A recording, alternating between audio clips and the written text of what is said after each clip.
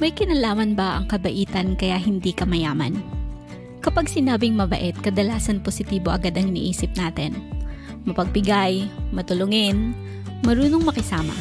Pero paano kung sabihin ko sa iyo na minsan, ang pagiging mabait ang isa sa mga dahilan kung bakit hindi tayo yung mayaman? Mabait ka nga, pero bakit parang laging kapos ka pa rin sa pera? Ang kabaitan ay isa sa mga pinakapahalagahang katangian sa kahit anong kultura. Pero sa usaping pera at pagyaman, may mga pagkakataong ang pagiging sobrang bait ang nagiging hadlang sa tagumpay mo. Hindi natin sinasabing masama ang maging mabait. Ang punto ay kapag hindi nababalanse ang kabaitan at tamang diskarte, pwede itong magdulot ng patuloy na paghihirap sa iyong financial life. Welcome and welcome back to Filipino Success. Ngayong araw ay pag-usapan natin ang isang medyo kontrobersyal pero totoo. Bakit nga ba tila mas nahihirapang yumaman ang mga taong mababait? Akala natin kabaitan ang susi sa tagumpay. Pero bakit parang laging nauuna ang mas tuso o mas palaban pagdating sa pera? May kinalaman ba ang attitude mo sa pagkamit ng yaman?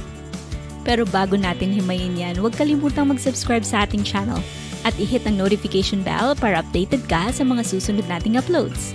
At kung sa tingin mo ay may matututunan dito ang iba, like and share mo na rin ang video para mas marami tayong mabot. Ready ka na ba? Tara, simulan na natin. Narito ang 5 malalalim na dahilan kung bakit mas mahirap yumaman kung mabait ka at ano ang maaari mong gawin para hindi ka mapag-iwanan. Number 1, nahihiyang humingi ng nararapat na bayad. Maraming mababait na tao ang likas na mahiyain pagdating sa usaping pera. Ayaw nilang magmukhang-mukhang pera.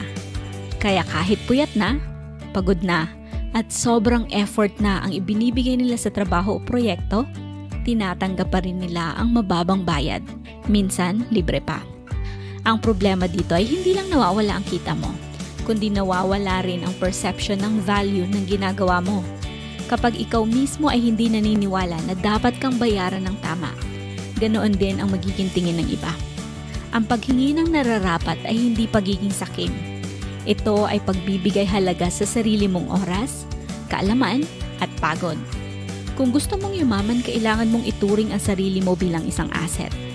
Dapat malinaw ang presyo mo at dapat kang maging komportable sa pagdidemand ng halaga mo.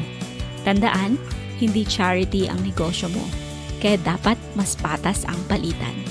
Number 2, palaging nagpapautang o nanlilibre kahit wala nang matira. May mga taong hindi marunong tumanggi, lalo na kung kaibigan, kapamilya, o kakilala ang humihingi ng tulong. Kahit hindi na sapat ang sariling budget, nagpapautang pa rin. Kahit maliit lang ang kita, pinapalibre pa rin sa ibang tao. Ang ending, nauubusan ka ng panggastos, pang-ipon, at minsan pati pambayad ng mga bills mo. Ang pag-aalala sa kapakanan ng iba ay mahalaga. Pero dapat alam mo rin kung kailan hindi tama ang tumulong. Hindi lahat ng tulong ay nakakabuti. Lalo na kung sarili mo mismo ay nadadamay na. Mahalagang may boundaries ka pagdating sa pera. Dapat may sistema ka kung kailan ka tutulong at kailan hindi. Para hindi ka mawala ng kapasidad na tumulong pa sa hinaharap. Sa totoo lang, mas makakatulong ka kapag ikaw mismo ay financially stable.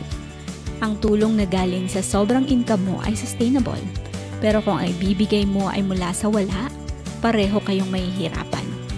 Number 3, mahiyain sa negotiation. Ang negotiation ay isa sa pinakamahalagang skill sa mundo ng negosyo at career. Pero ito rin ang isa sa pinakaiiwasan ng mga mabait na tao. Kasi ayaw nilang maka-offend. Ayaw nilang magmukhang demanding.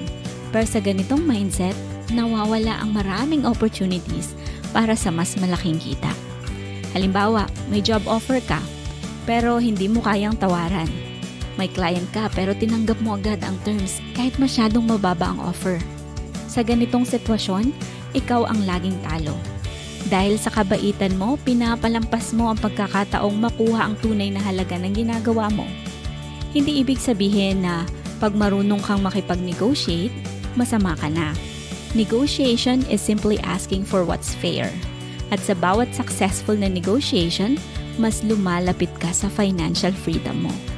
Number 4, inuuna lagi ang iba kaysa sa sarili. Kasi kailangan nila eh. Kasi ako lang ang aasahan nila. Ito lang ang paraan para makatulong ako.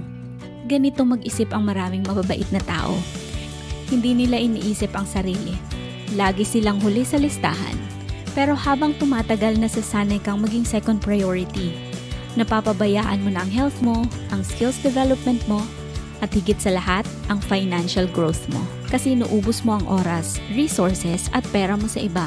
Sa pagiging selfless, hindi mo na nabibigyan ng pagkakataon ang sarili mong umangat. Hindi mo na pag-i-investan ang sarili mong kinabukasan. Tandaan, hindi selfish ang maglaan ng panahon, pera, at energy para sa sarili mong pag-unlad. In fact, kung gusto mong tumulong sa mas maraming tao, kailangan mong unahin ang sarili mong strength at stability. Number 5. Takot pumasok sa kompetisyon at risk. Maraming mababait ang nagiging avoiders. Ayaw ng gulo, ayaw ng paligsahan, ayaw ng pressure. Kaya kahit may opportunity, iniiwasan. Kahit pwedeng magsimula ng business o mag-apply sa mas mataas na posisyon, hindi ginagawa dahil baka makasakit ng damdamin ng iba o baka mapagkamalang agresibo. Pero sa totoo lang, walang yayaman ang hindi marunong tumanggap ng calculated risk. Hindi mo kailangan tapakan ang ibang tao para lang umangat.